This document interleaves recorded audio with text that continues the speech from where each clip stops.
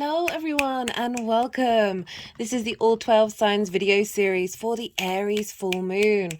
This is happening on the 29th of September 2023. I should be reading for Aries, Pisces and Aquarius in this video. It might just get down to Aries and Pisces. It all depends how long each of the readings go on for. I've also done a collective reading which is already out and up where I break down. I got a lot of channeled messages coming through in the lead up to doing that video, so a lot of that video is about that, as well as the astrology. Obviously I pulled some collective tarot. There is also a separate oracle card reading. As you can see, you've got oracle cards here. There was quite a few that came up. I always do that before a reading, but they just didn't come about that was going to be talked about in that video. So there's a separate little video for that if you just want a quick burst of what the oracle cards have to say about the Aries full moon.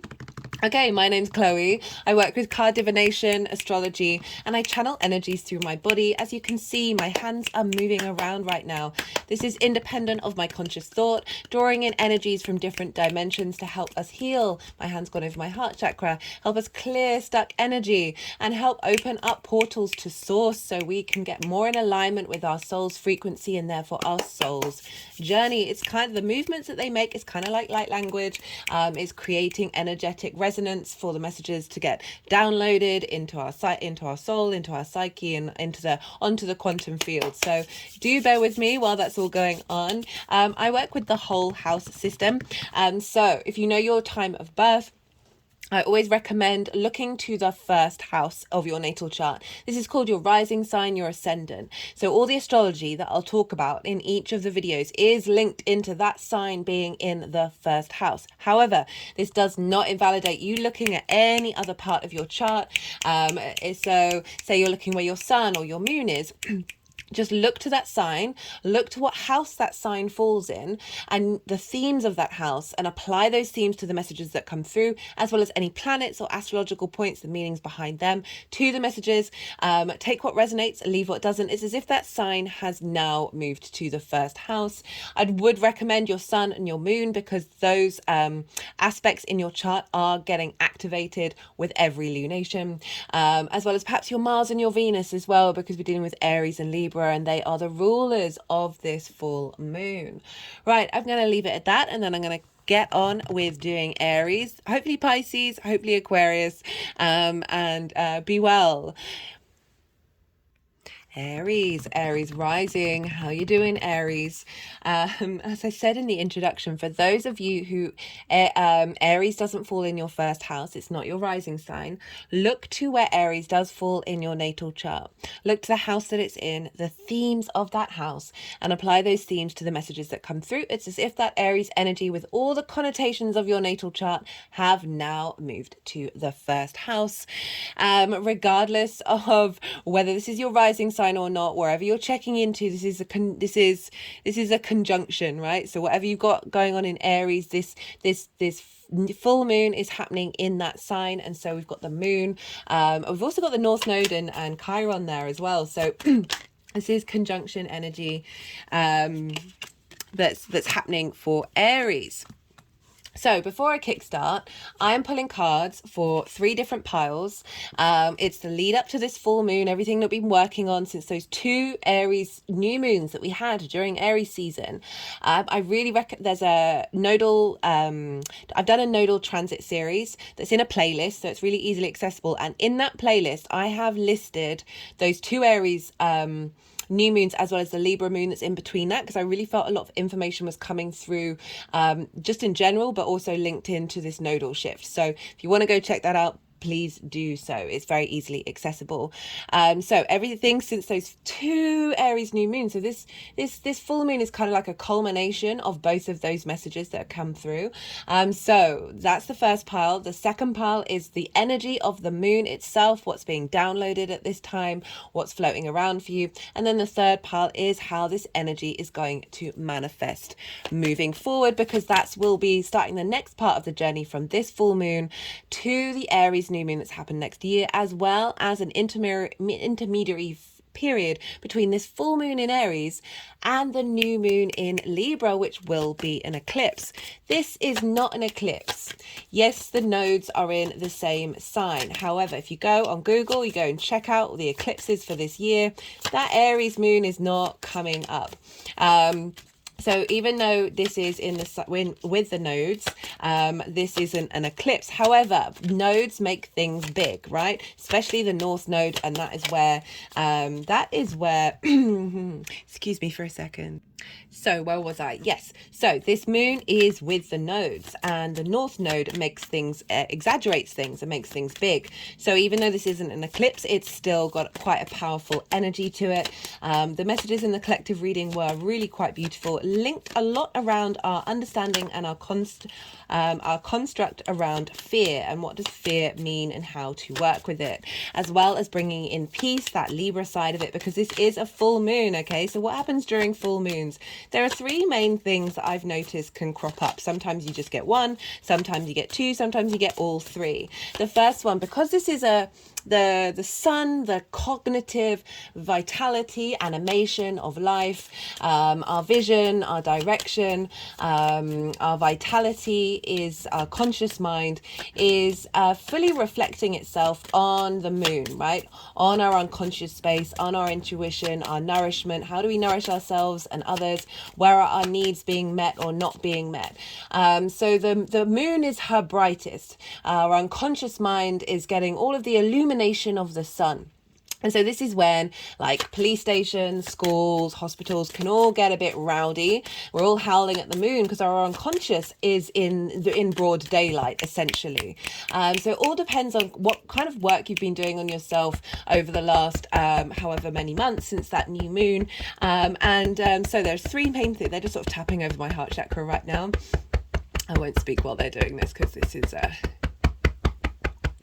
had an energetic release of that one. So as I said, there are three things that I see come up in various forms. One, you can get triggered either by yourself, by situations, by other people, and you may respond in a triggering manner. See this as a lesson. See this as something that your unconscious mind wants you to bear witness to and view in order to dissolve. Okay, because sometimes there are things deep within us that we think we've figured out, but they're really deep in there, and they're like, hey, but no, we're still here. So something along those lines can crop up with a full moon, because it's the opposition. The sun is opposite the moon. These are two areas of your life. And so with oppositions, we can be out of balance. We can often prioritize one side over the other. Full moons are a great time to realize where that's happening and be able to bring that back into balance. The second thing that comes up that I find is that a situation that previously may have triggered you comes up and you are not triggered. So a lot of the triggers, a lot of our trauma and limiting beliefs that we're trying to work through, we can do so on the sort of mental plane and not necessarily have opportunities for these things to revisit us. And so when they do, which a full moon can often bring about, it's happened to me big time for the Pisces full moon, which I wasn't expecting. I should have done based on my intuition, but that something came along, and it was based on a previous experience that I have done a lot of trauma work around. But I haven't been in that same situation since the trauma, the last one. And I'd been thinking about it for a while, and with all my understanding of we need to integrate not only just mentally but emotionally, physically and spiritually. So this is when a situation will come along where you're not going to get triggered in the same way that you used to. So it's not going to be reconfirming the trauma. It's not going to be re-ingraining that limiting belief. It is providing your physical body to enter a space that previously it would have felt unsafe in, whatever that looks like for you. And so this brings in a holistic, well-rounded integration of a trauma, of a limiting belief. Just had an energetic release of that as well. The other main one is that of a completion, that of a feeling good about all the work that you've been doing. Something may come to light that fills you full of joy, this sense of radiance coming in, your intuition, your needs being met. around this full moon period. So Aries rising, I'm finally getting around to you. Aries rising, this is happening in your first house. This house is the house of self. This is your house. This is how you embody your sun or your moon in your actions and your deeds. Do bear with me. I keep not getting this in the right order. So the cards aren't, they're just going to be scattered all about the place, and they'll get moved around later, just in case you're thinking, hey, that's some weird three piles you've got going on there. The energies will then move them around. Right, so Aries rising, this is how you embody your sun or your moon, depending on if you've got a day or a night chart, in your actions and your deeds. So it's more that hidden place, the sun and the moon, being visible in the world through your actions and your deeds. This is your appearance, your vitality, your character. This is often how other people see you, because they're witnessing your deeds. They're witnessing the way that you move through the world. The first house can also be seen as the navigator.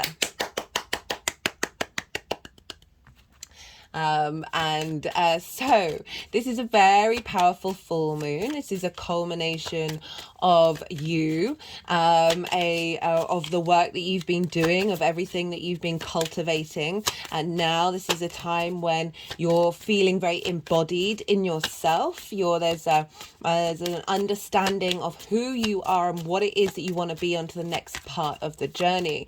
And the moon and the sun is over in Libra. So I've noticed with these particular moons that when we've got the sun over in the 7th house, we always, with every full moon, we want to look to where the sun is for clues of what's going to show up. So the sun for you is over in the 7th house, regardless of this is your rising sign, this is opposite wherever your Aries energy is. And so look to the themes of that house as well. So for 7th house is the house of other. So whereas the 1st house is the house of self, the 7th house is the house of other. This is intimate relationships, one-to-one engagement, engaging on an intimate level.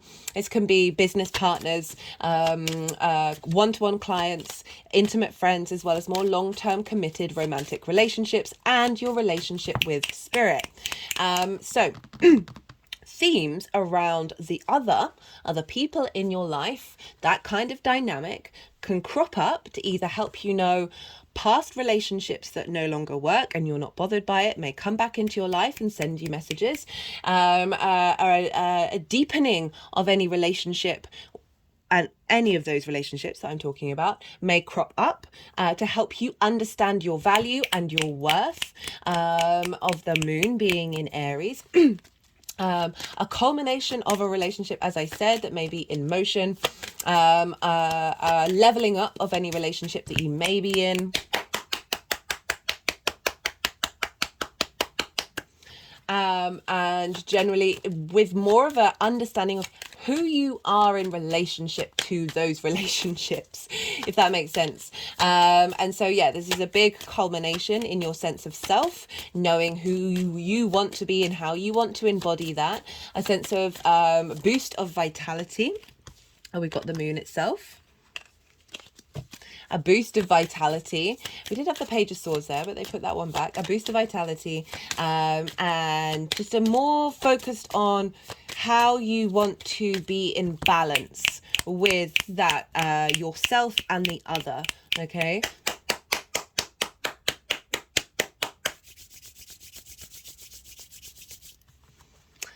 What else is going on? Well, we've got the rulers of this sun and moon. We have Mars over in Libra with the sun. So Mars has been there for a little while now. It's in the later degrees. It's in the final 10 degrees of Libra. Mars is a bit of a smooth operator in Libra. In the 7th house, this is more motivation and drive around understanding and how you take action in regards to your one-to-one relationships, having a bit more momentum, a bit more drive, to figure out what gives you the motivation to get up and go in these relationships.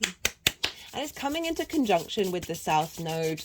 And the South Node is about refinement. As I said, there's a nodal transit series for Aries and Libra, that especially if you have strong Aries placements, or Libra placements, might be good to go and check that out, because you are going to have eclipses in these signs. The first eclipse, with the nodes being in these signs, is the new moon in Libra that's happening after this full moon. So you're going to have a real shift of gear after this download that you're getting for the full moon, of understanding yourself, about this new beginning happening with the eclipse in Libra in your 7th house of intimate relationships. As I said, this can be business, friendship and love, right, as well as spirit.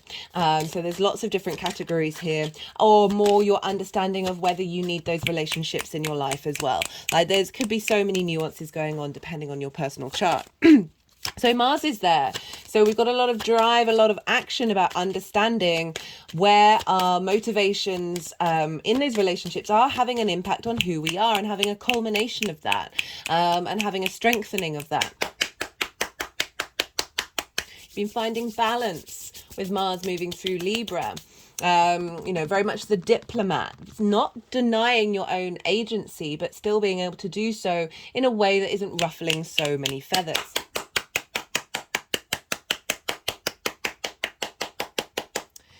And Mars is sextiling Venus. So Venus is the ruler of Libra.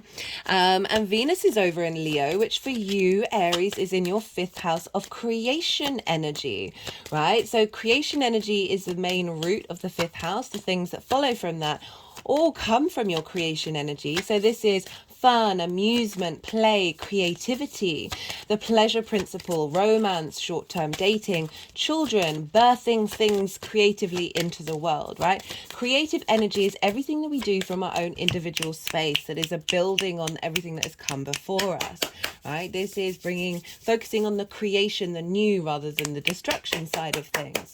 And so with this 7th house, 5th house axis, in this channel, I prefer to focus all the energy on you and seeing what's showing up for you, because everyone's journey is different. Not everyone's going to be in a romantic relationship. However, we're dealing with the 5th and the 7th house.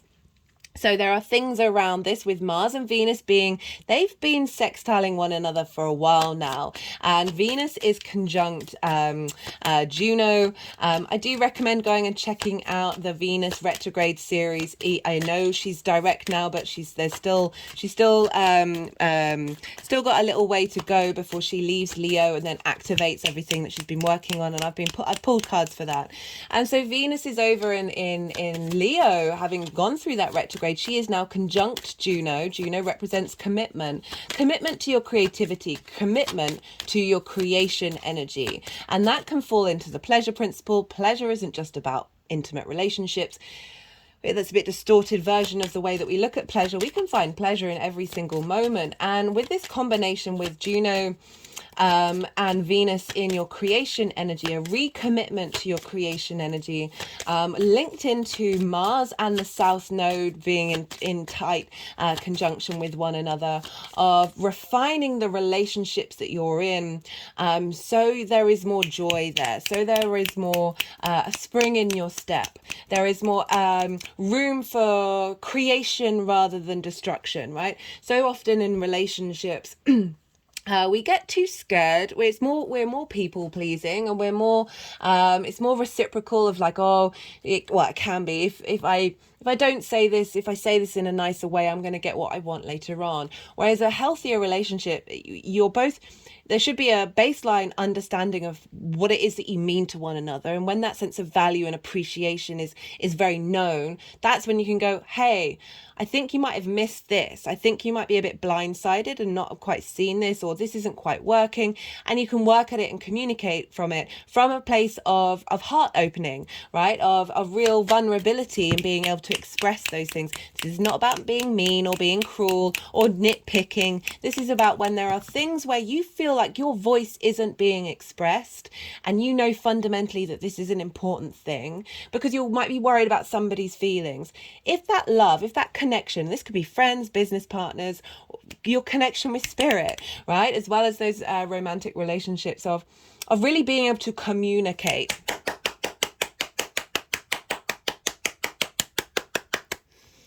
In a way that is from your heart, and bringing peace to a situation.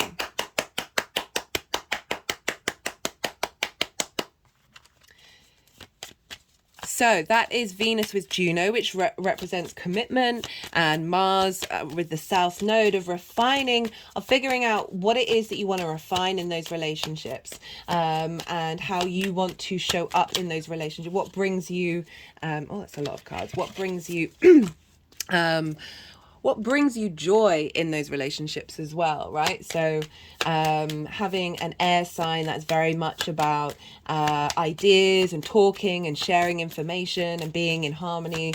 And if there's discord there that, you know, the retrogrades haven't sorted out yet, this full moon is a wonderful way of bringing that into harmony, right? I really feel like we're getting cleared out a lot of fear was a really key thing that was coming up, because Aries can be, there's an element of fearlessness, right? There's an element of going forth into the breach and not necessarily worrying about the consequences of that in the best possible way, right? It can go to extremes. So a lot in the collective reading was a reassessment of how we look at fear, and how fear is in fact a tool to highlight energies and distortions that are actually an illusion. So there may be fears cropping up around your understanding of your pleasure principle in relationship to relationships, of where is the joy? If there isn't joy, if there isn't a sense of creativity and inspiration, really thinking about what does this need to be in my life. And if there's a fear around not being able to find a certain aspect of whatever that dynamic is in your life, again that's linking into a sense of lack and a sense of fear that's actually an illusion, because you are source energy. So all of these things, as well as, you know, if you if you have been going through relationship stuff, and I really can't avoid it, with that Venus retrograde coming out the other side of it, a lot of relationships have got a lot stronger. Having gone through that retrograde, right? You're starting a whole 8-year new cycle in the way that you understand love and your creation energy, and having the North Node in your sign, which is coming up to a conjunction in Chiron. I talk about that in the nodal transit, that you're doing some, so that card came out and then it went back in again and it's decided to come out. So really, what, 2 aces, hello. So whatever's going on, because I don't want to say, hey, go break up with anybody, like, no, or everything's going to end, or there's lots of whatever, anyway, that whatever's going on in your life, when you are trusting yourself with integrity and wisdom, that whatever will be happening is for the greater good of everyone involved. And we are stepping away from treating people with kid gloves, and that's treating yourself as well. So it's acknowledging being real with yourself. And I feel like this full moon in the house of self is a culmination of everything that you might have been working with, and an integration of this new dynamic that is breaking away from delusions and illusions, however they may be showing up for you in your life, that have been blocking you from being able to be at peace with your own existence.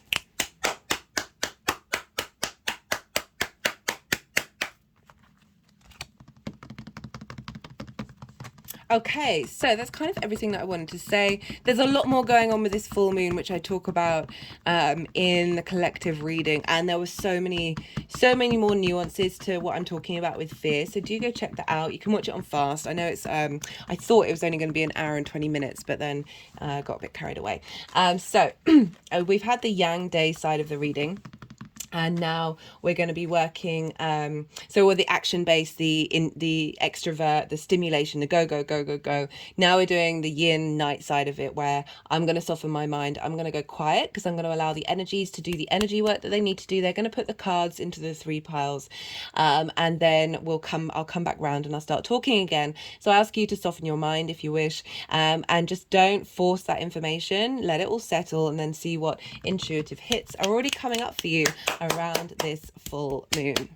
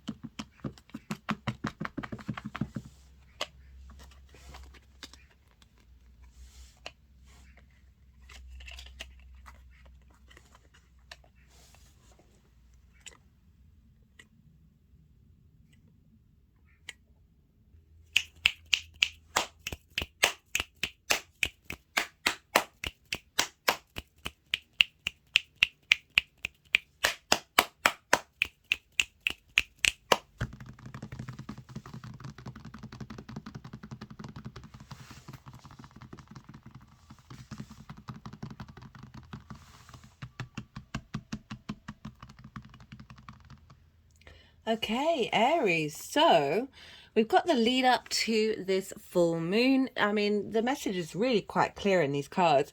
So we've got the Nine of Wands and the Queen of Pentacles.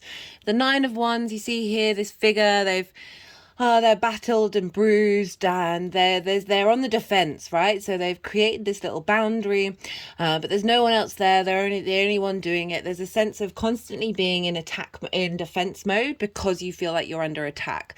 And sort of the wounded warrior, right? You're still slogging it through, but you're exhausted.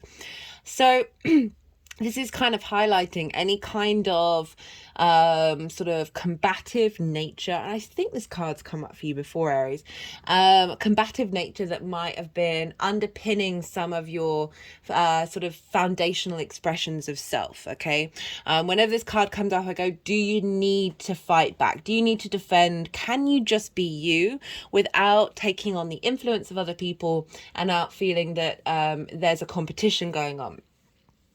And we've got the Queen of Pentacles here. And the Queen of Pentacles, this is earth energy, very loyal, very committed. She's tending, she's nurturing the physical world, right? And how you are in it. She's cultivating abundance, and she's really good at giving advice. So it feels like you've been spending the time working through this and figuring out, like, what does this mean for you? There's an element of fear here, of feeling like you're on the edge of something and you constantly got to be in defense mode. And the Queen of Pentacles is very nurturing, very yin energy has come in and you've been cultivating, hey, let's try and navigate this away from this sense of lack, of feeling exhausted and run down and not supported, to this truly very abundant space that she's bringing in. So this is the lead up to that full moon. So it's really acknowledging the work that you've been doing. And you know, it takes a lot to look inward and really get to the root of some of our behavior. And we might not always like what we see, right? I've certainly experienced that myself, and just being a bit frustrated by it. But it is about really tapping into that Queen of Pentacles of deep grounded nourishment in order to set yourself free. So for the moon, I don't think I've ever had this before for a lunation video where I've got the moon and the chariot. Obviously the chariot is Cancer's card, and the moon rules Cancer, so we've got this double moon energy coming in. But I love this combination because it's really linking into the collective reading, because the moon, this can be very much linked into illusions and delusions that are distorting our reality. And the chariot card, there's two versions which I feel like both are relevant. The chariot card is about willpower, is about victory, is knowing and understanding how this universe works in order to move through it. So you see here, there are no reins, linking this figure to the two sphinxes that are pulling this chariot forward. So there's an element of not controlling the situation and being very confident in the expression of self, right? So being very knowing, because you're clear on the resources. You've got all the stars, the astrological points. We've got the lingam and the yoni and the wings of spirit that represent the Lover's card, which came up in the reading. We've got the Magician's wand. We've got the moons of the High Priestess. And the crown of the Empress, right? So there's a lot of connection to all the cards that have come before it, and acknowledging the journey that you've been on and being able to move forward with more grace, right? So this is about distortive views around fear, right? So so fear is the lack of love or thereof, right? So a lot of our emotions are all offshoots of fear, are all offshoots of love. So this is helping clear away any barriers of you being able to confidently strive through this life with confidence. This doesn't necessarily mean that things aren't necessarily always going to go the way that you want them to, but still there's this sense of command, of feeling safe in your own being, and knowing and having trust in who you are and how it is that you're expressing yourself, that it is going to take you forward, it is going to take you to victory. The other side of the moon card is deeply sensitive, deeply spiritual. There's this sense of there's a psychic energy. This is Pisces card, of harmonizing both the origin of the wolf, right, that very primal energy, with the bound, the controlled energy of a dog, right? So the combination of that, societal structures, universe structures, as well as our wild instinct in harmony with one another, and coming into a new flow and a new instinctive flow of how to move through the world, having teared down some distortions around fear and around peace as well, because I think we've got a misconstruction around peace that can be very limiting and, as I said, very people pleasing. I mean, look at this. This is for the energy manifesting. Moving forward, we've got the Ace of Pentacles and we've got the Ace of Cups. I think these both came up in the collective reading. So this is saying this download that is coming through, there's this sense of momentum that's shifting, that's bringing you into your own willpower, your own able to move through the world with more grace and more command of the unseen and the seen, because we've got the unseen, that which is hidden, of the moon coming forth as a resource that's helping, as I say, break down those realities that, I talked a lot about relationships in this in the introduction, because we've got the activation of your 7th and your 5th house, because that's where 1, Libra is, where the sun is, and 2, Venus and Mars being in those 2 signs. So it really does feel like a refreshment and an understanding of what one-to-one relationships mean to you, that has an impact on how you see yourself and how you move through the world.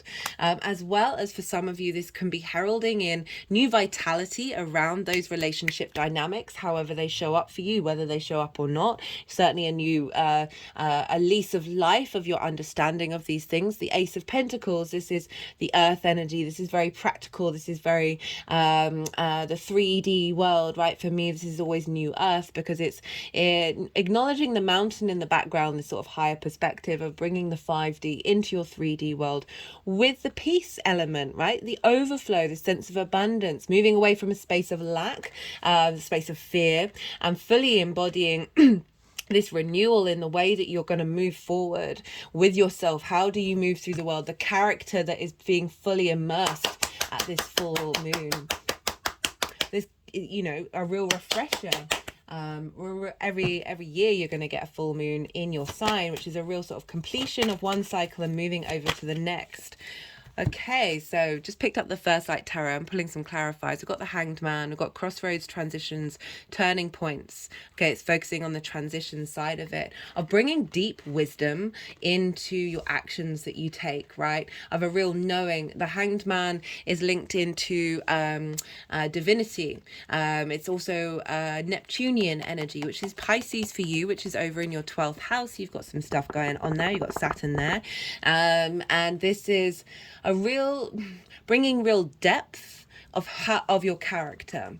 I know, the Hanged Man traditionally has this halo of enlightenment around his head of knowing who you are, and being able to implement that in this next part of the cycle. Okay, let's see what the numerology deck wants to say for you, Aries. Oh, these all feel quite weird after doing this quite small cards, this deck. So it's my first time using them today. It's because after this, a week before this full moon is the autumn equinox. This is equal day and equal night, and I like to use a new deck for the equinoxes and the solstices, so 4 every year.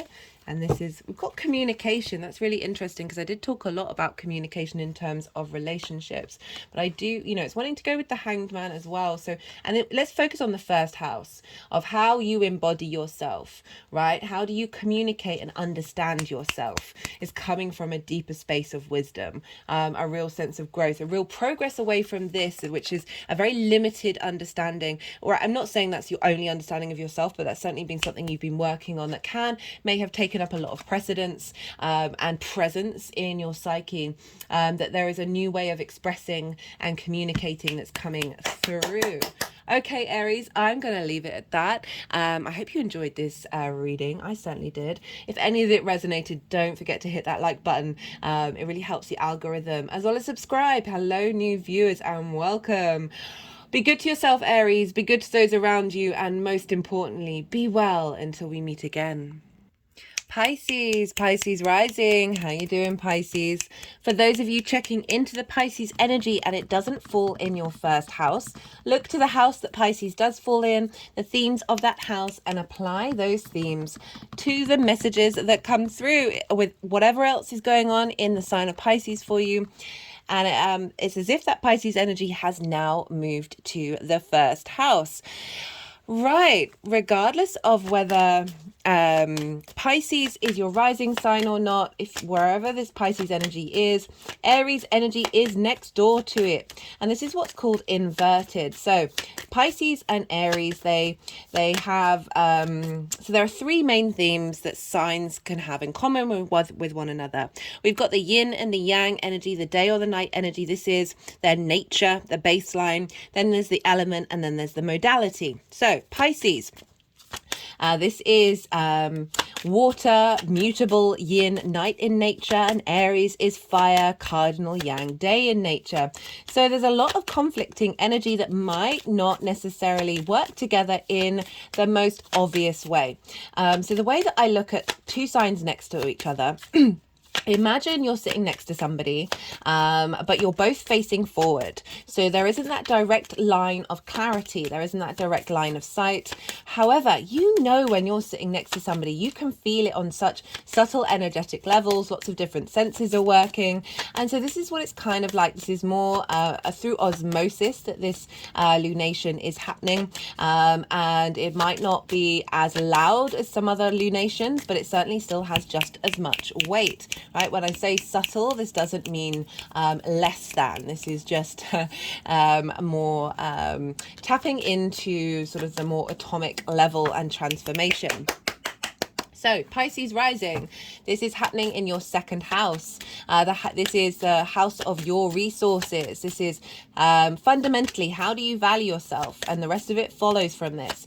This is the things that you care about. This is how you make your money and how you manifest in the world.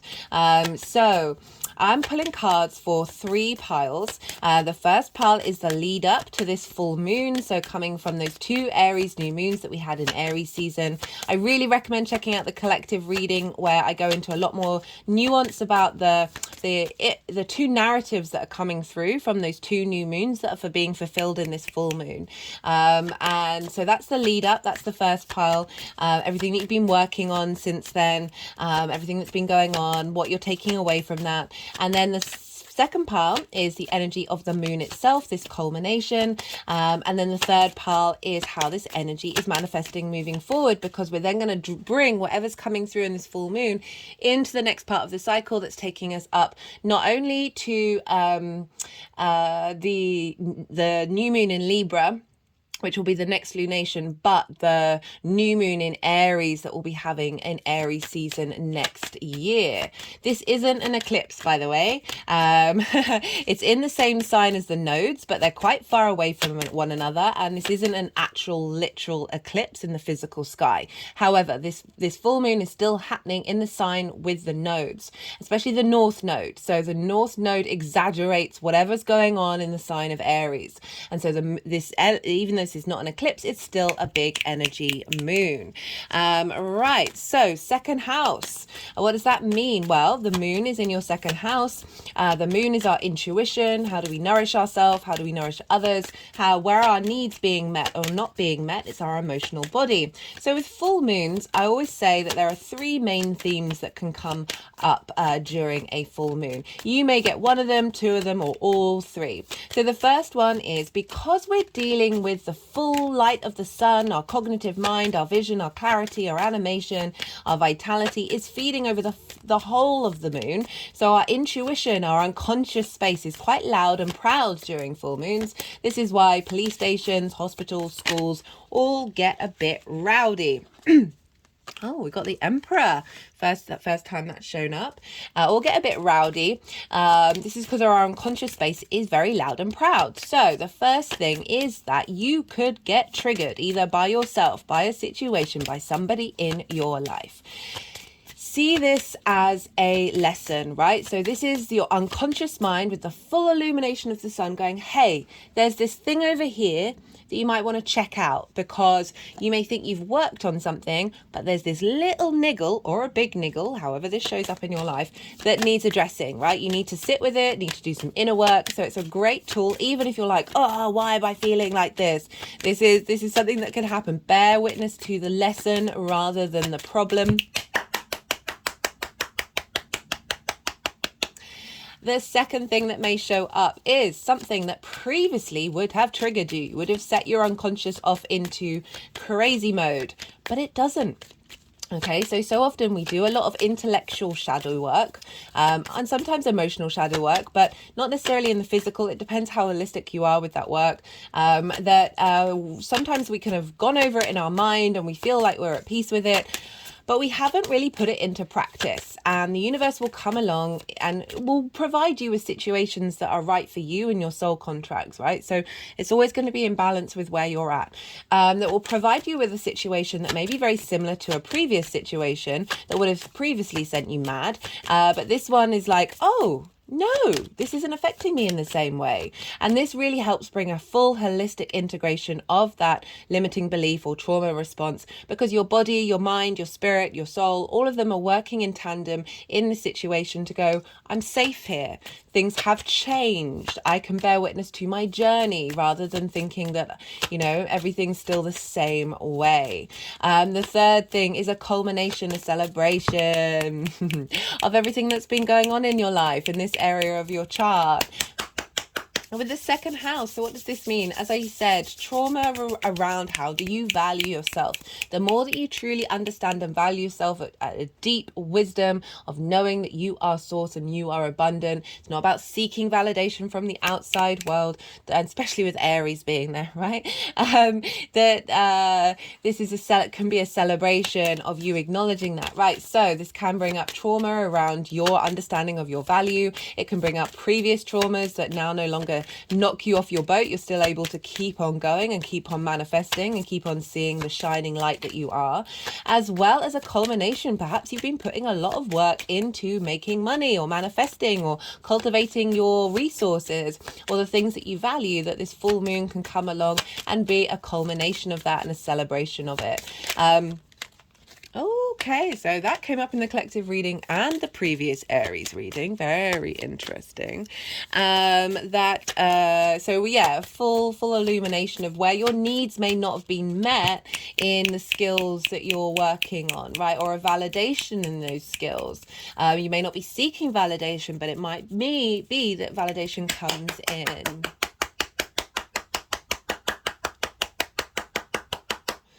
As well as a boost in your skills and your resources as well, like a culmination of something that you've been working on, that you're a fruition of your manifestation energy. Had an energy release at that one. So we look to where the sun is, because wherever the sun is in full moons, this can often bring clues of what you've been working on where the moon is. So we've got an opposition here between the sun and the moon. And so with oppositions, we can often highlights where we've been seesawing or prioritizing one area of our life over the other. So this is again, that's really good to help to understand what you need to bring back into balance, because they're just two sides of the same coin, Libra and Aries. So the sun is over in Libra. And so this is in your 8th house. This is about shared resources, the outside world's resources. This can be sort of bonuses. This can be surprise payouts, mortgages, taxes, all of like more big money that isn't necessarily linked into your day-to-day income. It's like an added bonus, or, something that you might have to cough out for. It's also linked into the give and take between you and the outside world. Time, money, things, intimacy, ideas, passions. And so this isn't just about the outside world. This is also how the seventh house relationships show up, or any kind of dynamic of the give and take, right? The exchange, right? There's the transferring, the sharing of resources.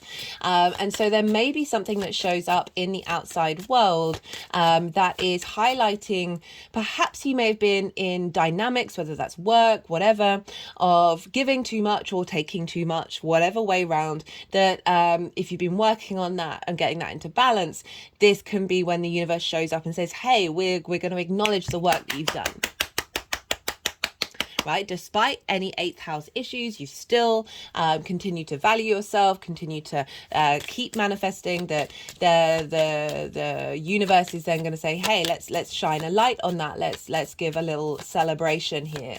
It's also linked into inheritance, cosmic or 3D inheritance. So there's just a bit more clarity and understanding of what it is that you need from the outside world in order to strengthen your skills, right? So finding that support mechanism, it's not about clawing at it. It's not about thinking that you can't take action without it. It's sort of acknowledging that these two are in harmony with one another in order to bring about a new sense of revelation, of a completion of a particular part of a cycle.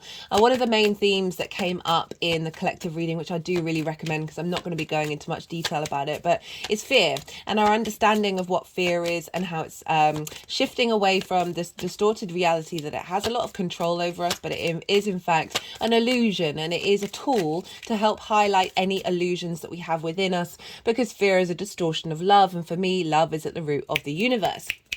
And so anything that breaks away from that sort of unconditional love is in fact a distorted reality, and it's really helping us harness that and be able to navigate that and then flourish the other side of this culmination.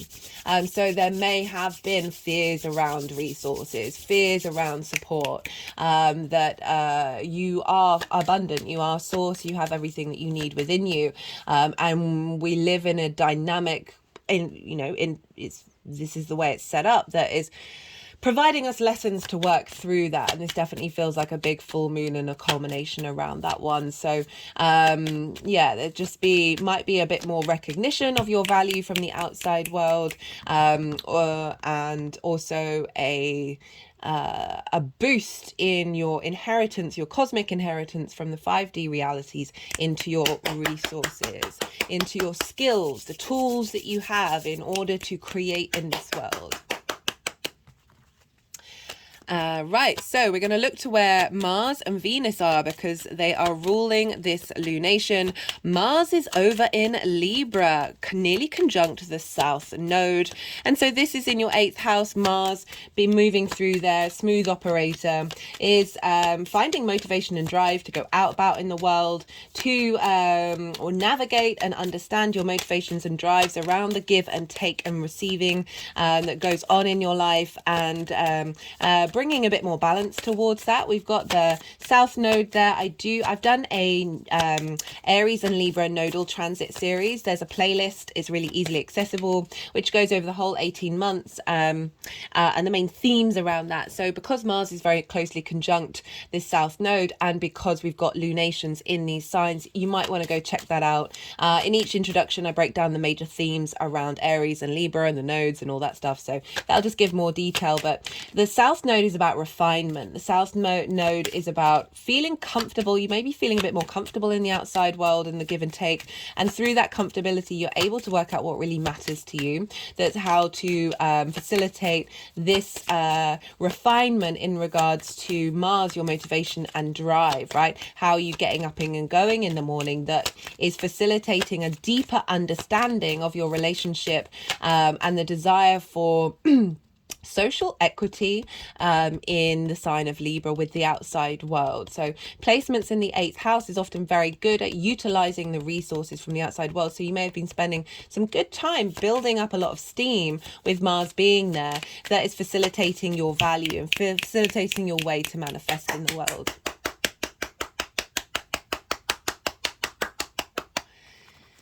Now, Venus. Where's Venus? Well, Venus is still in Leo. She is nearly coming to the end of her retrograde journey. So that won't be until the 7th of October. So we've got around about a week with her still on the third leg of the retrograde. Yes, she's direct, but she's still in the degrees that she retrograded over. So it's still not quite starting the new chapter. And so she's conjunct Juno. So I do recommend checking out the Venus retrograde series because I pull cards on this final chapter as well as how this energy is manifesting moving forward. So it's instigating a whole new 8-year cycle. So that series is still very relevant. And Venus is really, she's in your 6th house of work, health and routine. So whereas we've got the moon in your 2nd house of the resources you have in order to manifest in the world, the tools that you have, your skills, the 6th house is work. How do you embody that? How does that lens of your tools, how does your tools get used through the lens of the 6th house? And Venus has done a big retrograde there. It hasn't happened in 8 years in the sign of Leo. And so she is helping realign you with your heart space, with the way that you work and the way that you take care of your health and your routines, like a commitment. So the reason why I mentioned commitment is because she has been moving hand in hand with Juno since she started going direct. Juno is an asteroid representing commitment, your ride or die, that thing where you're standing at the edge of the you're standing with your fellows and you're committed, your flag is raised high and you're like, this is it, this is my ride or die. And so Venus and Juno are walking through Leo hand in hand with one another, a recommitment to this radical new heart space that you have of being, Venus retrograde is very independent energy, that Leo energy of wanting to being comfortable seeing your own light and being able to express it in the way that you work. And this is sextiling, they're just moving their hands around my heart chakra.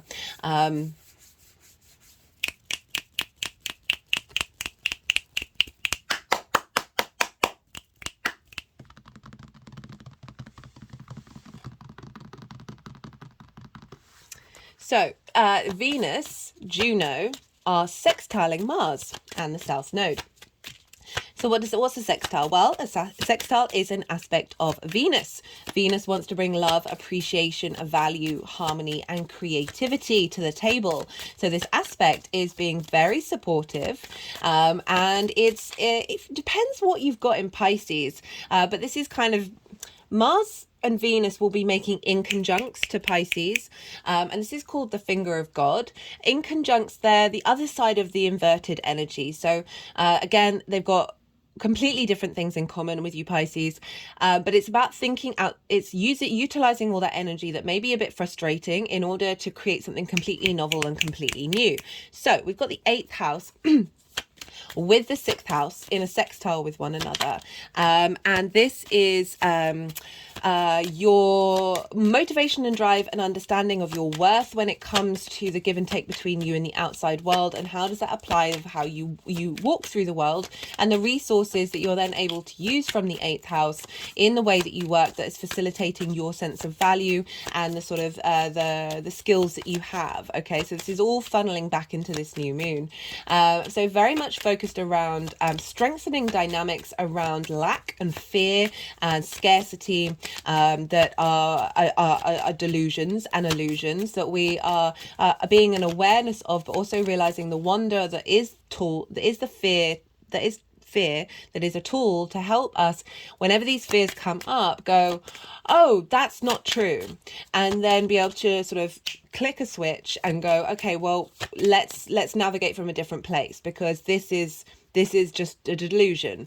There are other frequencies that are more in alignment with your soul that are going to bring forth more abundance and manifestation, and fear is certainly not one of them, and it's helping you understand what fears are coming up for you to know what is a delusion, right? What is not based in true reality. Okay, so very, very supportive energy around how you work in the world, right? So the sixth house doesn't just have to be work, but it's how you work things out, like the lens in which you work. And Venus is playing quite a prominent role, even though this is a moon in Aries, because Mars is in Libra, and Libra is ruled by Venus. So what's going on with Venus is impacting what's going on with Mars. Now, Venus is in Leo, which is ruled by the Sun. Where is the Sun? Well, it's in Libra. So this is called mutual reception between the Sun and Venus. So they are both governing this moon, even though this is a moon, full moon, focuses on the moon in Aries, which is Mars. We're actually, they're being governed by Venus and the Sun. And Venus and the Sun are saying, hey, how do we bring this heart space into full abundance, have a seat at the table in the social dynamic? How do we bring this sense of exploration and intrigue into the harmony and the balance and the justice that we want to bring into the world, that comes through in the way that you work, that is facilitating a growth and deeper understanding of your value and what you have to offer, your resources.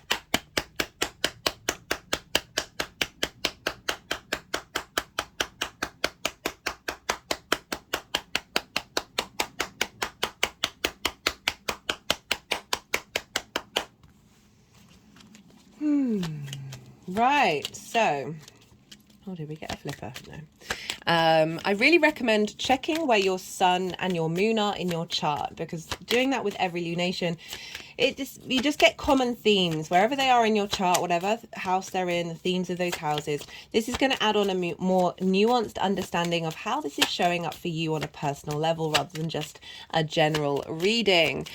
So Pisces, even though you're dealing with a lot of inconjunct energy, you're dealing with a lot of energy with this new moon that is not necessarily familiar to you, especially the Pisces rising, and more so, not more so, maybe, and a bit and similar with the moon and the sun, that this might feel, it all depends on the rest of your chart, right? So your water, your yin night in nature, so there's a lot of fire and air going on here. There's a lot of need for momentum, for movement, for fast action, and this is really calling for a there's some speed here as well, that, and you're instigating, it's all cardinal energy with that Libra and Aries. It's a bit of fixed with Leo, but that Leo energy, the cardinal energy, is helping instigate a new beginning, that fixed energy is then going to be able to maintain. And Pisces, you are mutable, so you are very adaptable, so just bear in mind that this, depending on your chart, if you've got a heavy water earth chart, this might just feel a little bit overstimulated. So I'd call you to ground yourself, maybe have a bath during this time, or whatever it is that you need to do.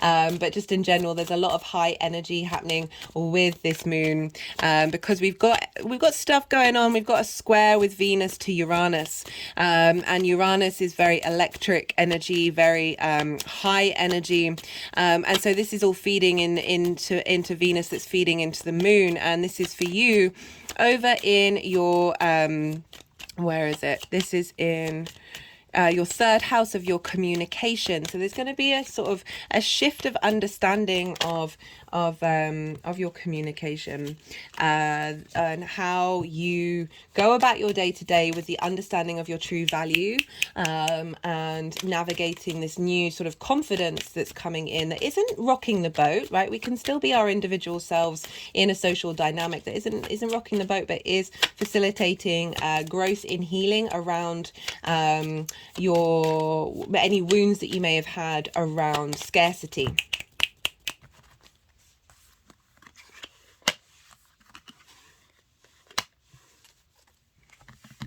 Okay, they put the deck down, which means all the cards that want to come out have come out. I'm going to go quiet now. So we've just had the yang day energy side of it, the stimulation, the extroverted, the go, go, go, go, go. And I'm going to soften my mind and I'm going to go quiet, because I'm going to let the energies do their energy work. They're going to put the cards into the 3 piles. And I ask you to do the same. Like, don't overthink all that information that's just come towards you. Let it all settle, and then see what intuitive hits come up. And I will come back round and I will begin talking about all this tarot that's come up for you in this for this lunation.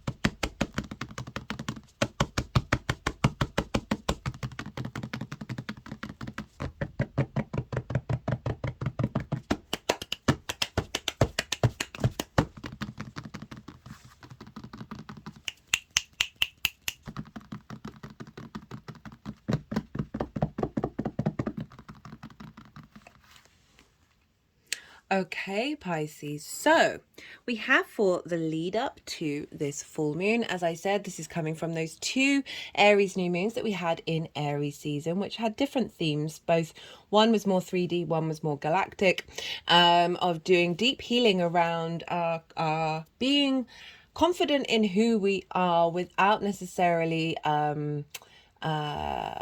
taking over other people's experiences.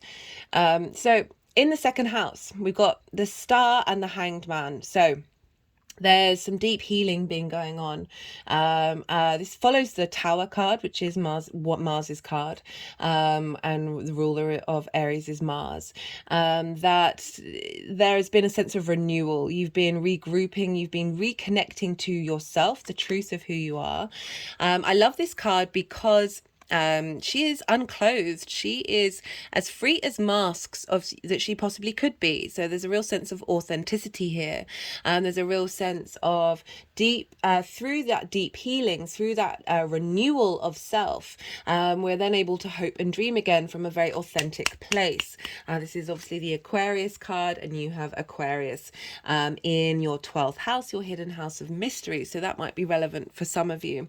This always, for me, this feels like a representation of 3D and 5D energy coming in, a replenishing of that which is fixed and stable, as well as nourishing that which is around it, that is in constant change. So it's a tapping up of the self and realizing that, oh, what is going? I'm getting used to this deck. It's a new deck that I'm using because this is just happening a week after the autumn equinox, and I always use new decks for each quarter of the year. So this is acknowledging that you have not only been working through and navigating some deep healing that has been perhaps blocking the way that you understand your value and the resources that you have, also perhaps really harnessing your gifts of healing as one of your resources, harnessing the gifts of healing the individual as well, with Aries being there. Sorry, I've got this bulb here that I'm trying to newly navigate whether it is entirely reflecting on it. And so this is really saying that there's been a journey, there's been a process of you re-understanding and re-remembering your star energy. And this has come with the Hanged Man. And so this is about, this is Neptune, and Neptune's in your sign. This is about putting yourself in a sort of a slower pace, a more limbo space, perhaps meditating a bit more, just generally like shifting your perspective by slowing down a little bit. And this is about divine wisdom. This is about enlightenment. It's the only figure with a halo. That when we change our perspectives, and it can even be just standing on your head, that in some spiritual practices, that is very much a thing, that you have been spending time through this healing process of re-remembering your inner divinity, re-remembering your the gifts, the inner skills that you have within you. And that may have taken a little bit of time because these aren't necessarily big action cards. This is also linked into Odin, the Norse god, who was upside down on the world tree. Oh, look at that rainbow. Oh, that's so good. Who's upside down on the Norse tree for 9 days and 9 nights. And at the end of that, they receive the wisdom of the runes. So it is an acknowledgement that through pause, through meditation, through a space of stillness, you have been in receipt of divine wisdom. And so the energy of the moon itself. So having gone through a more slower paced time over the last 6 months of really building up your skills and refining them and finding different avenues to express yourself, we have the King of Wands. So big fire energy, right? So this is what's being instigated. A culmination of the work that you've been doing is now saying, right, so now with all of these downloads, all of these imprints that you've been getting, that second Aries new moon was very much about soul realignment. And so in the second house so your past lives, your future lives, all intermingling with the first in a more conscious way, that a revealing of gifts, a revealing of skills and talents that you might not have been aware of in the past, but you've needed some time to navigate that. You've needed that pause in order to integrate. And with that King of Wands coming through of saying, here you are, you're able to take more action, right? The kings follow queens. The queens nurture and nourish and provide support and sort of more strategy and more or depth and context for the kings to then be very confident in taking action, right? Very passionate, very inspirational energy coming in here. But this is all about, this full moon is instigating action in for the next part of the cycle. Because if we look here, we have the Ace of Pentacles and the Emperor. Let's get a little bit of, oh, I'm really quite enjoying, I keep calling them the hieroglyphics. They're not. They're holographics. We've got the Ace of Pentacles, we've got the Emperor, you've got the Aries card. Even Aries didn't get the Aries card. Ace of Pentacles, a renewal of resources, right? Having gone through the quiet time, we're now instigating a new energy of action, and the manifesting moving forward is this offering, this renewal of the 3D, right? Of your resources, of your skills. There's this, I always call this card the New Earth card, just because it's, you know, it's a catch-all phrase, but it's for me, it's about integrating the 3D in the 5D. So again, those gifts that have come through, whether you're conscious of them or not, we're all channelers, we're all healers. This is part of the journey that we're on. With some people get activated more than others in a certain time frame, but I feel it's been ramping up. That this is an acknowledgement of this renewal, of moving forward to that next new moon, of everything that is being downloaded at this time, where you're feeling refreshed, right? There isn't that sense of healing that you're needing to do, and you've done a level of that where you're now able to then implement with the Emperor, the King of Kings. Okay, so this is about knowing your own inner sovereignty. We've moved from the King of Wands to the Emperor, which I love, because the Emperor is not only taking wise action for themselves, but for the empire. Right, so this is a big sense of you understanding what it is that you have to offer. You are able to show people how to be themselves, how to embody life with that Aries energy. That is a skill and a resource that you have, of being able to bring this sense of the command of the Emperor, of the wisdom, of the inner divinity and the inner sovereignty. The I am, the spark of spirit, is one of your skills in which you bring things forth into the world. Super powerful stuff. Love this. Okay, I'm going to pull some clarifiers. Let's see what wants to come through for Pisces.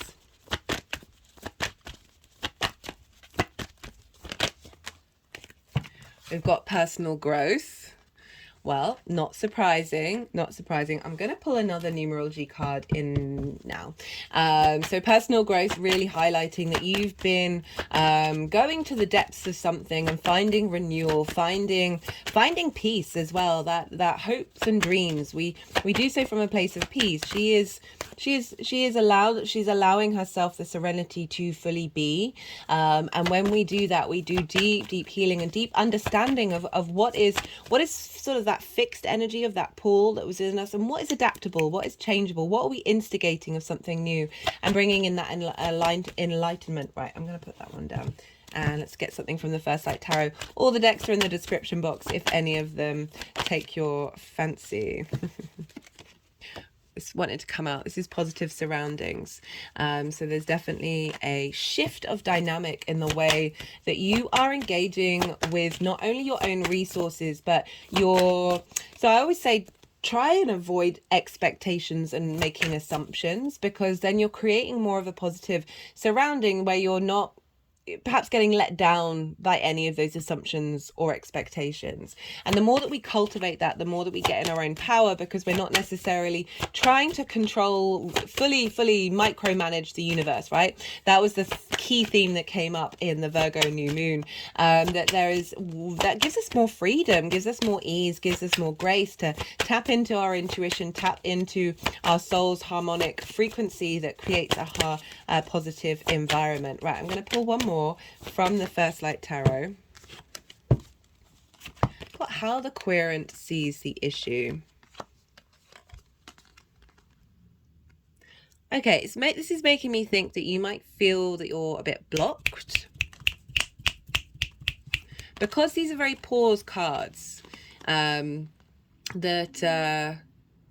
else? Is anything else coming through? That you might be itching to get down. You might be itching for this to be upright and be able to take that in enlightenment outside. But you know, really reflect on the fact that the King of Wands is coming in, that you've needed this time of integration in order to bring about depth to the personal growth that has come through, and finding, like, so that stuff takes time.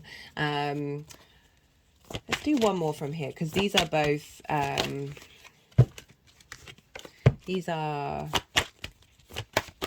let's get one more.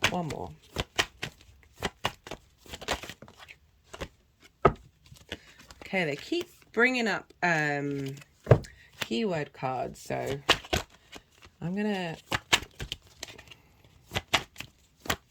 keep going.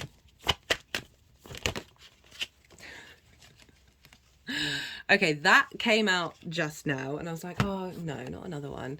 That a lot of the full moon is about fear of you understanding your resources, fear of not comparing yourself, fear of, like, you've clearly gone through something, Pisces, with that star card coming up, of like needing to go through those hurdles. That this is kind of, for me, what's screaming with this one, with that collective reading, is this is a clearing out of delusions and illusions around obstacles that don't actually exist. On a quantum level, they're just not there. So that's just gone underneath the King of Wands. King of Wands coming through and clearing out some obstacles for you, taking action, transmuting that energy. Right, final card, final numerology card for Pisces. Let's see what final message from the cosmos wants to come through.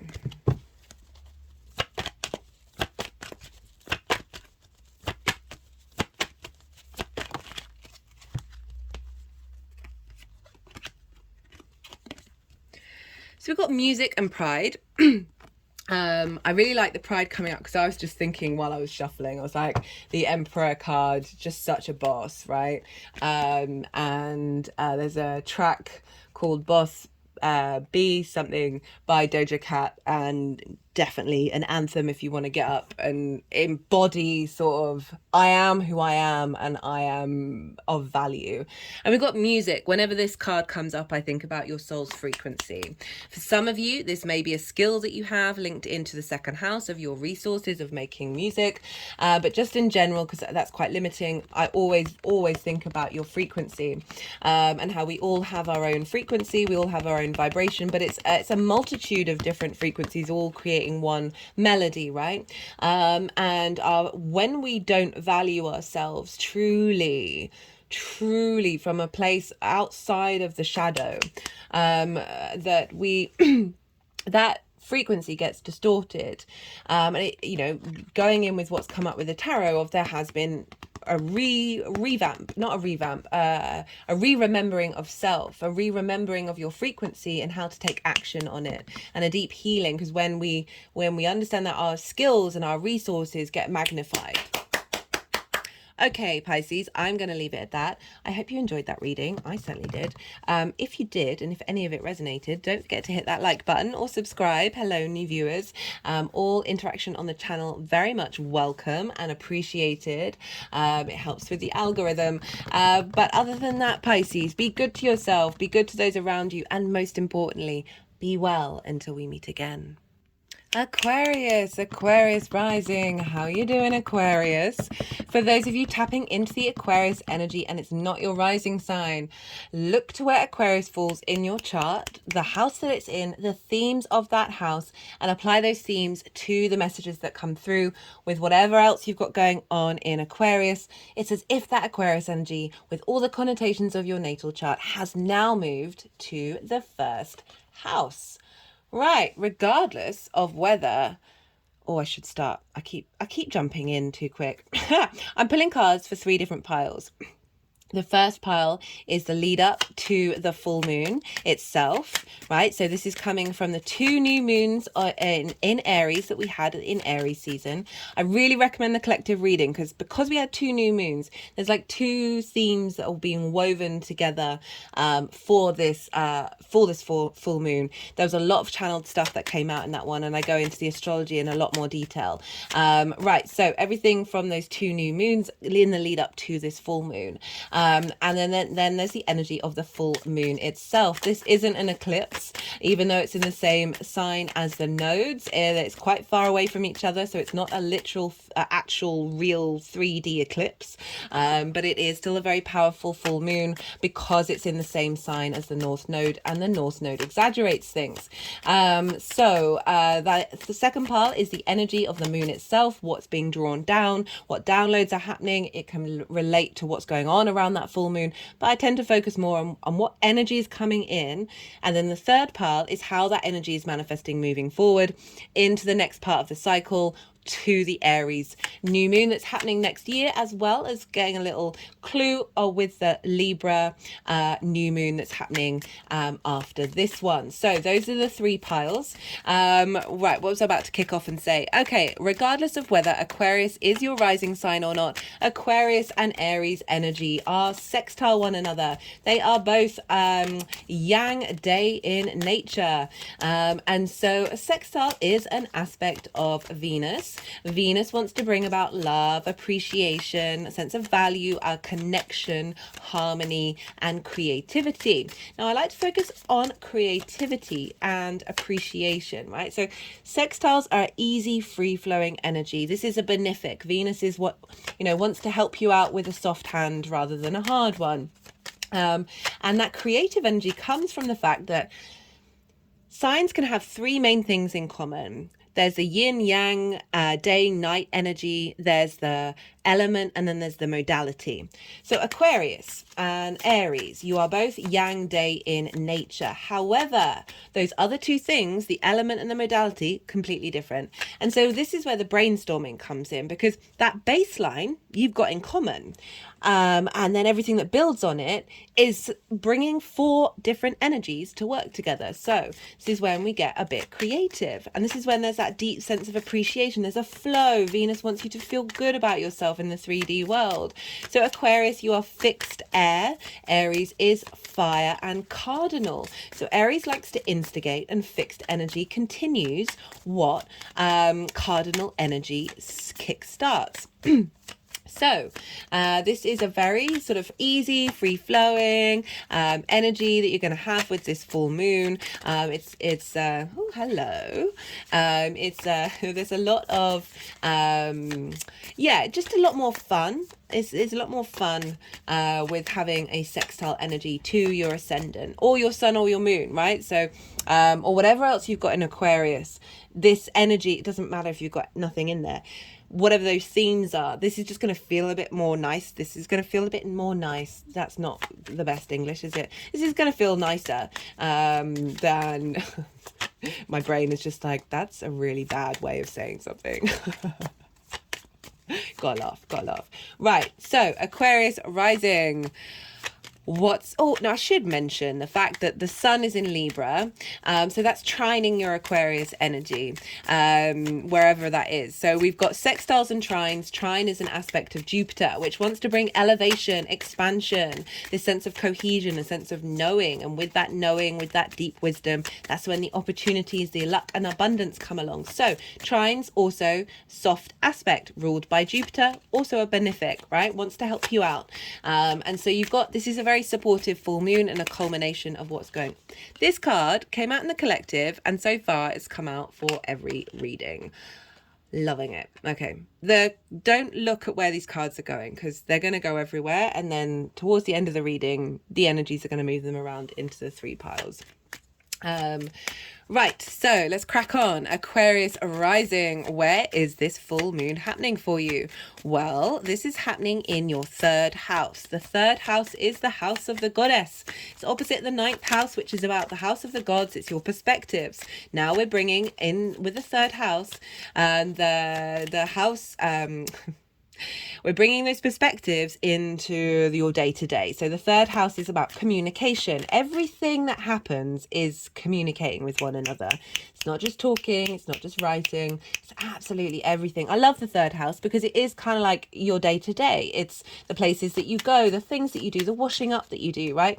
Learning things, having mini chats, whatever it is that you do on a day-to-day basis. Like it can seem a bit humdrum, and that's why I like this third house being called the house of the goddess. I work with the Hellenistic principles, so these phrases come from the Greco-Roman time, that it's finding meaning and flow and wonder and awe in your day-to-day, right? That's what the third house really wants you to do.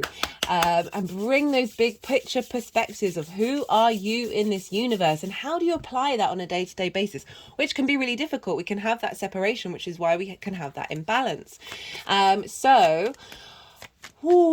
Communication, say you started a course as well, because it's linked into schools, so that can also be like starting something new, whereas this could be a culmination of a course perhaps that you've been learning. And it's also about short distance trips. You might be going on a short distance trip around this full moon. But right, let's go over to where the sun is, because the sun is over in that ninth house, which I just talked about. Okay, that's a lot of cards, but they want that one. So the sun is over in Libra. Let me just move that down for you. Is over in Libra, which is in that ninth house of the gods, right? Which I talked about, which is all about perspective. And so this is how you map yourself out in the world, your morals, your ethics, your principles, your connection to nature, science, spirituality, book religion, whatever it is, the galactics, whatever it is how you think about it all. It's how you think about it all and how you think about you in all of that. And so we've got this full moon. Full moons, I find, can bring up three themes. You might get one, you might get two, you might get all three. Now the first one is because okay,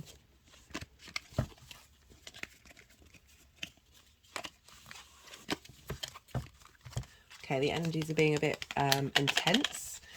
So I'm just going to go quiet for a moment and let them do what they need to do, because I can just feel the deck is just like whoomp, whoomp, whoomp.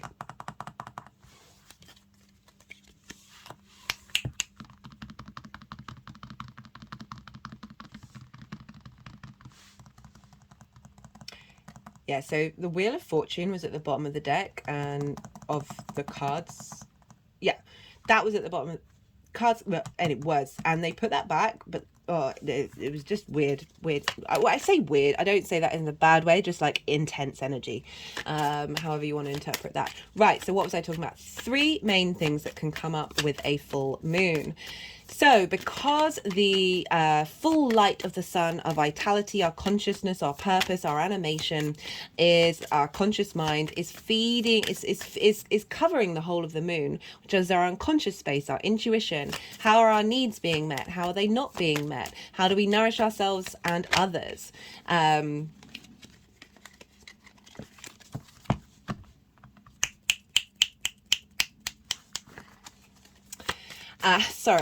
do we nourish ourselves and others? So this is the full light of our unconscious mind is coming into our conscious behavior. And this is when hospitals, police stations, schools can all get a bit rowdy. We're howling at the moon because our unconscious space is really loud and proud and out on the main stage. So first thing, you may get triggered by something you do, something you think, something happens in your environment, happens in your society, happens to somebody around you that triggers you, and you go, ah, and you start howling at the moon.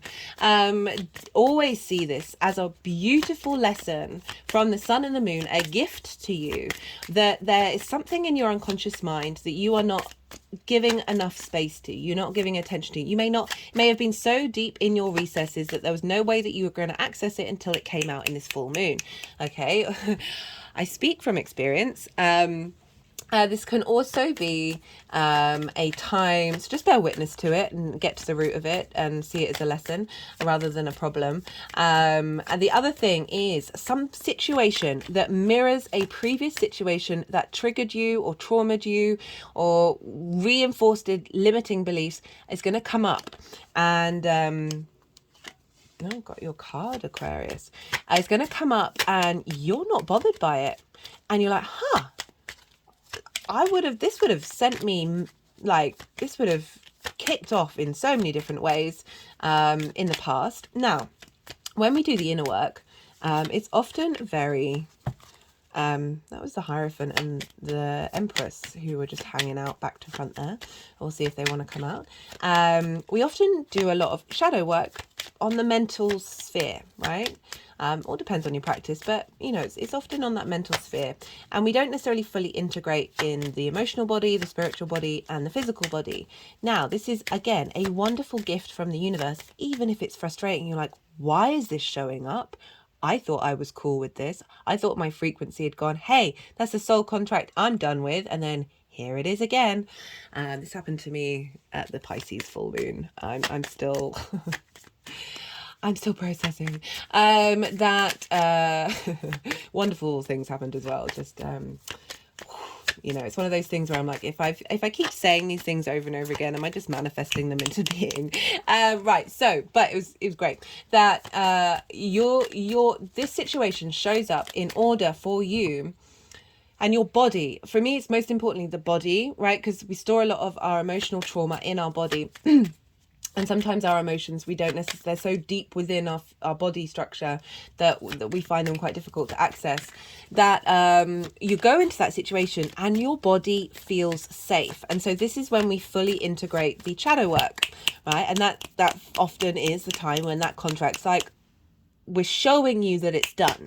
The universe is going, hey, not going to happen again in the way that you think it's going to. So again, can be frustrating, but see it as a blessing because you are integrating on a deeper level anything that you may have been working over the last however many months since Aries season. The third who did I say wanted to come out? That's a lot of cards. Okay, they're wanting that one. The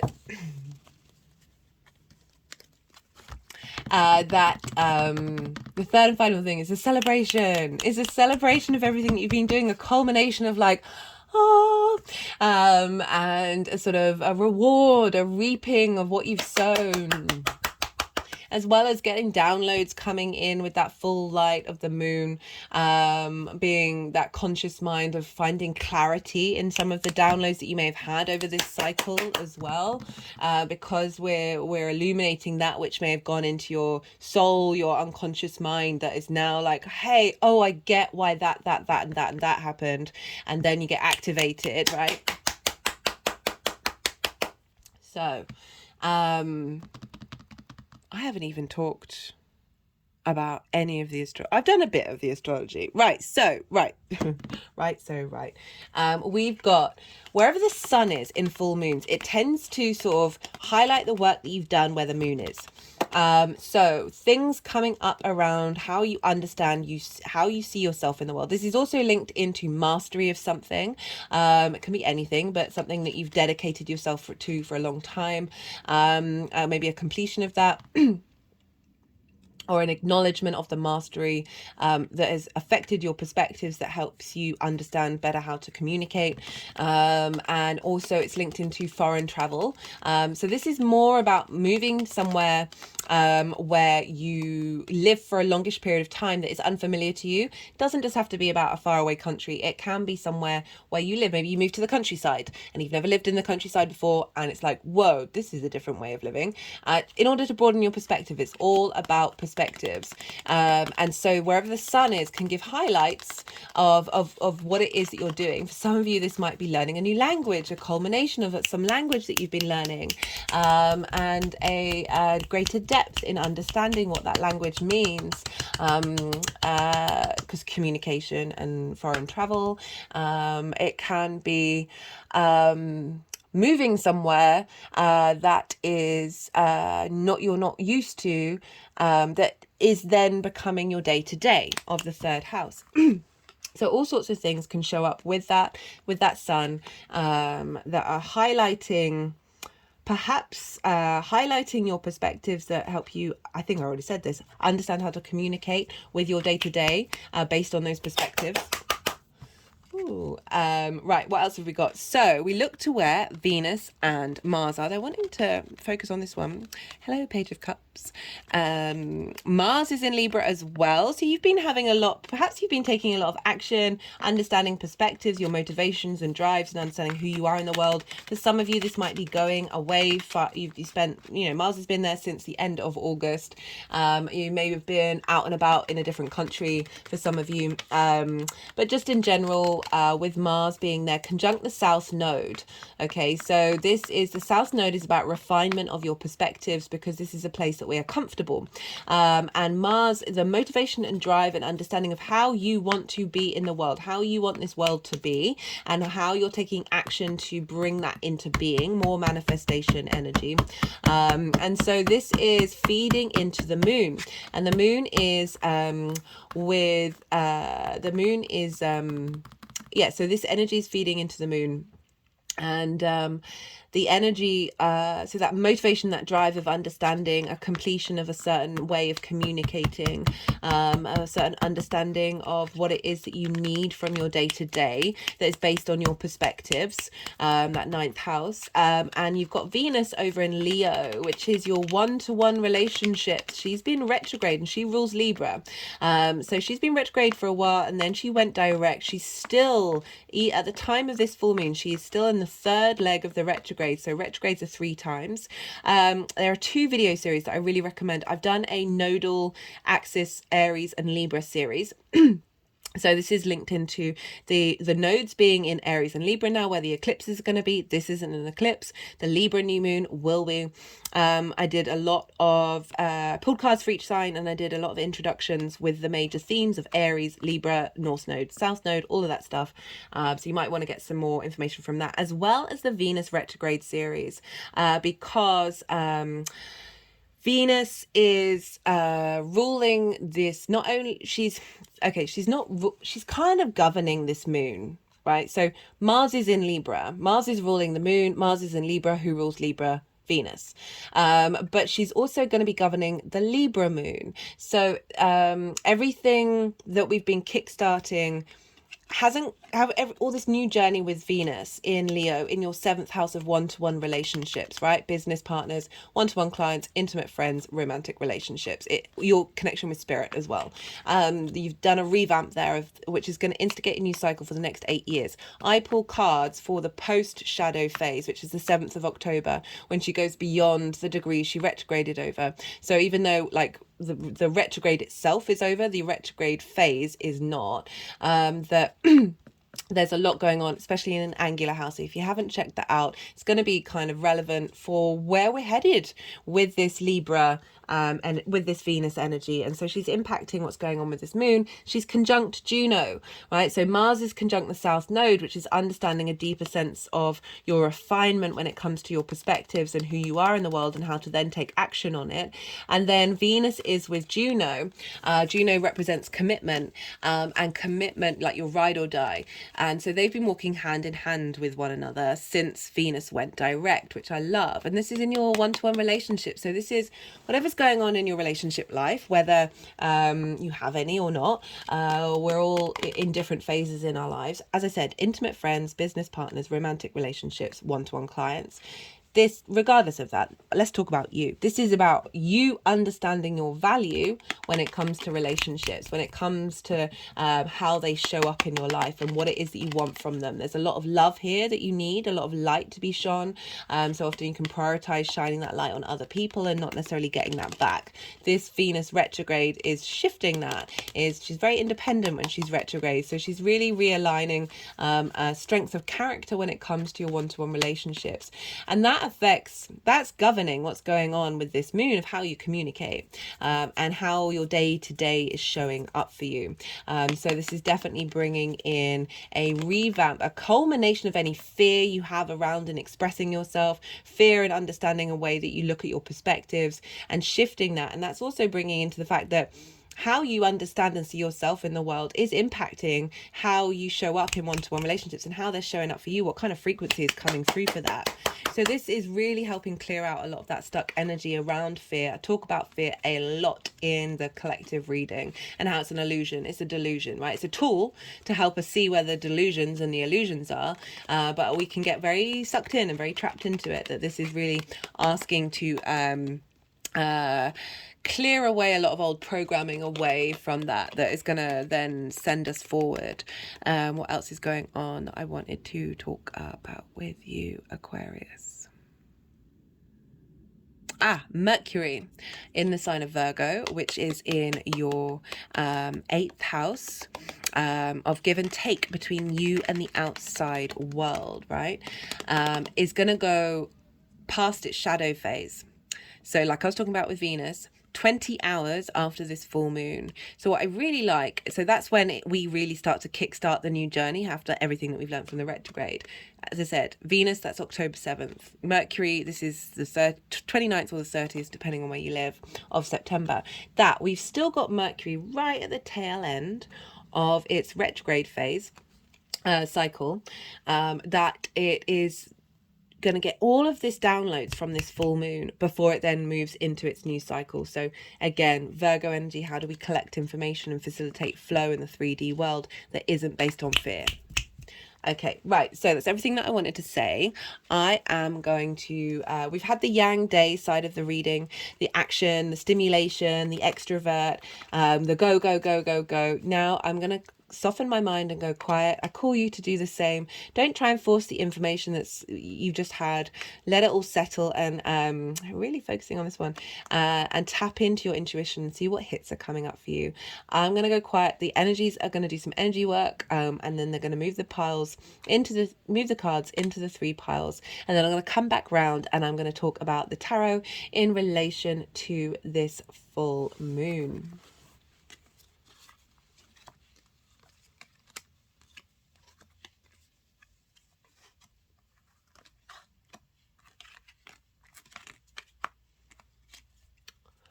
Wow. Okay.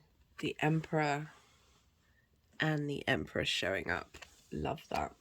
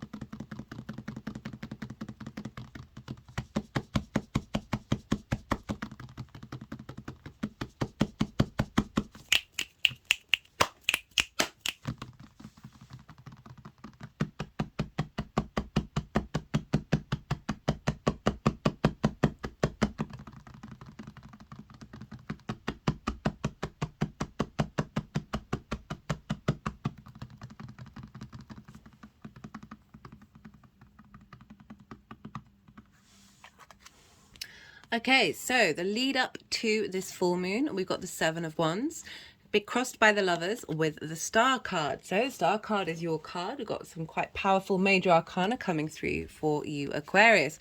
We've got the Seven of Wands. So if we think about that third house, in relation to the Seven of Wands, this figure has something of value. The skills that they have, whatever it is that we're talking about here, it is on higher ground, right? So it represents a sense of importance and significance. However, this figure is having to fight off these 6 wands, right? And they're not feeling particularly confident about it. I always like to focus on, look at the face, if you can see here. Looks seriously unsteady. They're wearing different shoes. Okay, so there's a boot and a flat, and there's some water running between the legs as well. So nothing wrong with wearing different shoes. But just imagine trying to defend yourself with different shoes. You're going to be a bit unsteady. You're going to be a bit uncertain. So like this 9 of Wands, I always say, do you need to fight? Do you need to be in this state of competition? So in this sense, this is like thinking you've got something of value, but you're seeing that everybody else is bringing something to the table, and you feel this is a lack mentality, right? Of feeling like you're having to fight for your place. So in the third house, what does that mean? Like fighting for your ability to speak, fighting from, okay, my hands have just gone around my throat chakra, or around my throat. So yeah, so this can be potentially not expressing the way that you might be expressing yourself coming off in a distorted way, or in a way where you're having to fight in order to get that conversation go. I don't mean conversation going, but just there being some disruptive energy that means that you're unaware of what it is that you have to say and how valuable that is.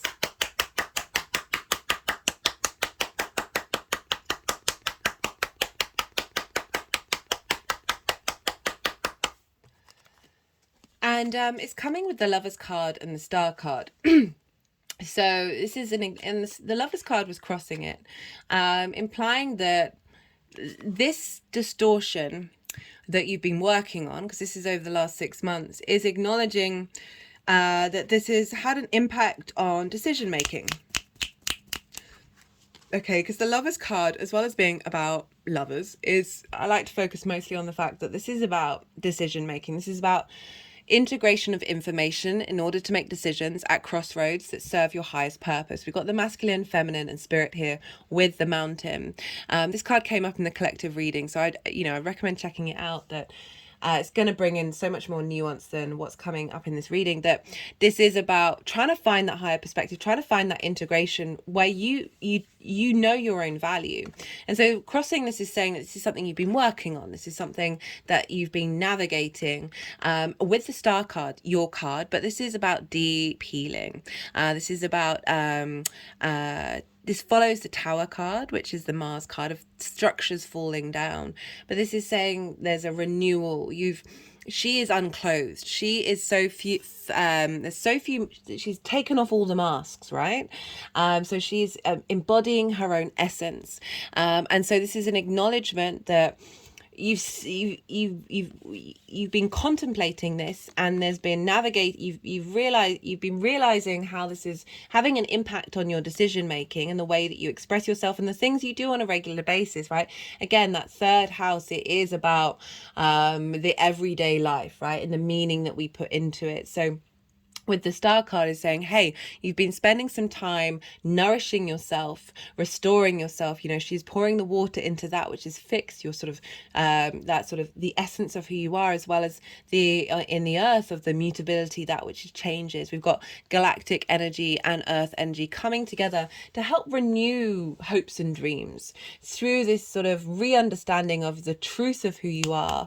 Aquarius energy is very much about fundamental truths that is clearing away limiting beliefs in the way that you see, the way that you express your spark of spirit on a day-to-day basis, right? So that's not just about talking. It is about how you go about your day-to-day that may feel a bit unsteady.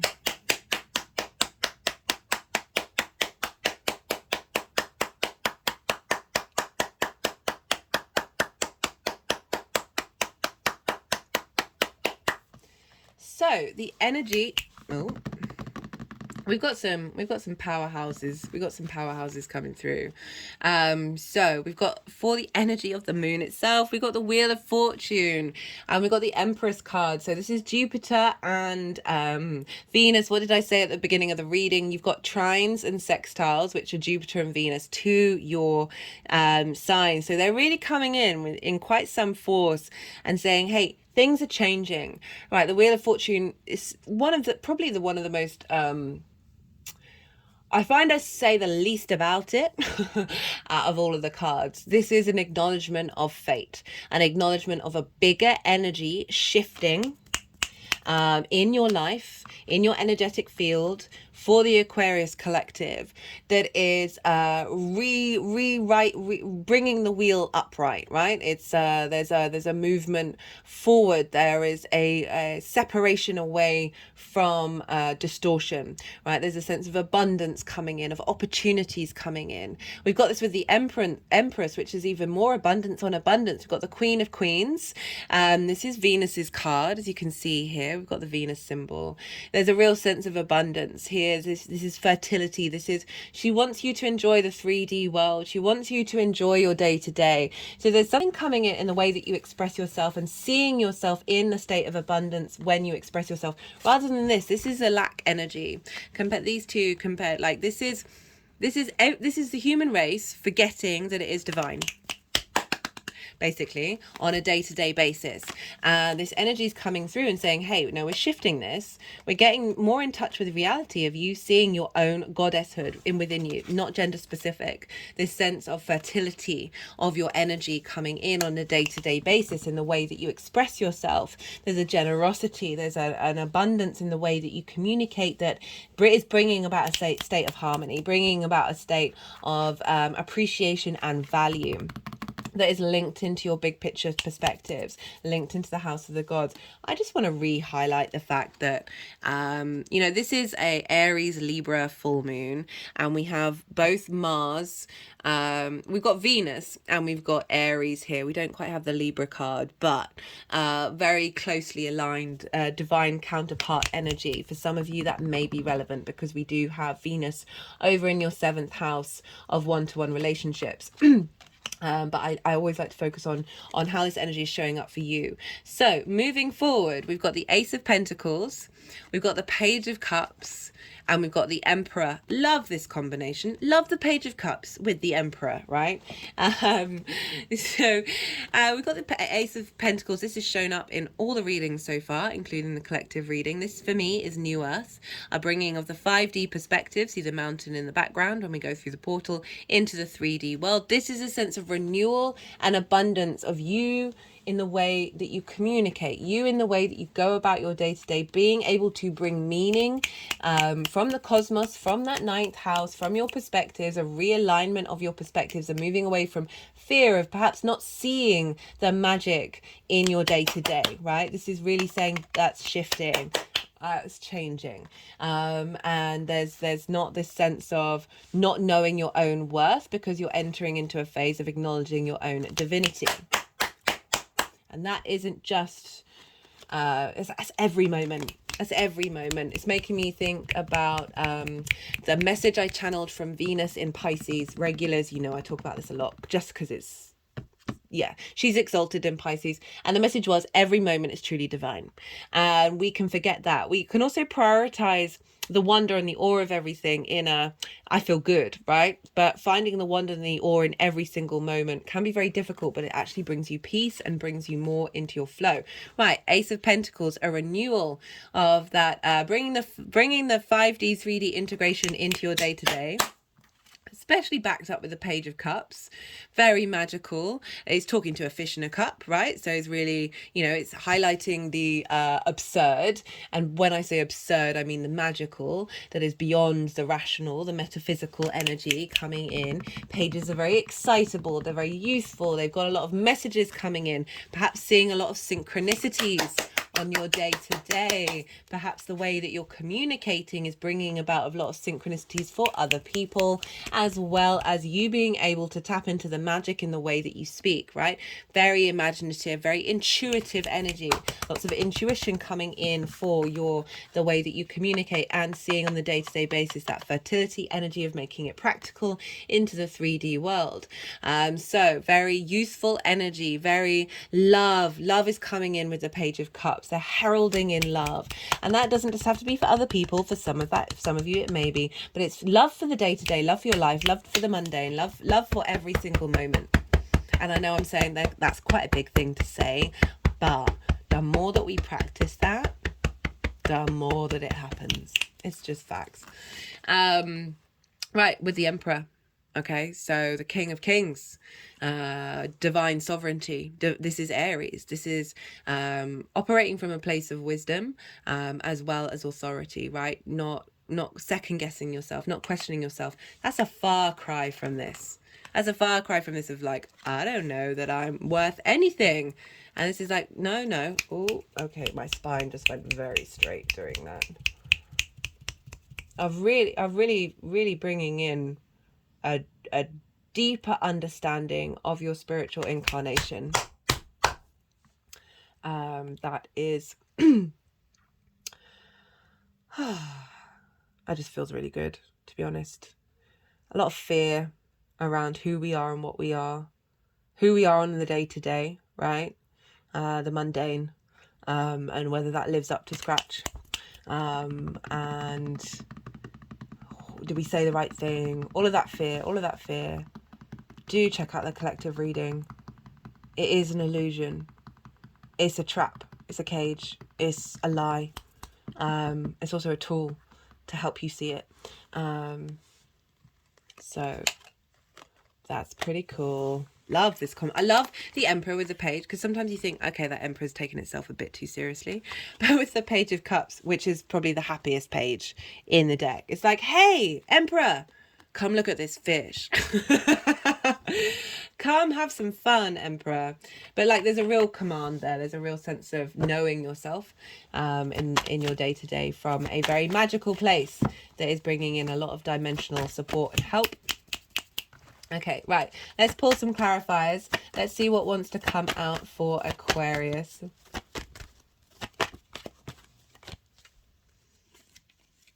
Okay, we've got new beginnings and adventure. So highlighting a new cycle that's coming about, that's going to take you perhaps on lots more trips, because the third house is short distance trips, going on a new soul adventure, bringing in abundance for your day-to-day life and the day-to-day world. Let's never neglect the day-to-day. Oh, no. Okay, let's hold this deck properly and shuffle. This is the First Light Tarot, or this is Major Arcana, Major Arcana, keyword cards, question cards, and statement cards. All the decks are in the description box if any of them take your fancy. Let's see. We've got attraction, manifestation, and energy flow.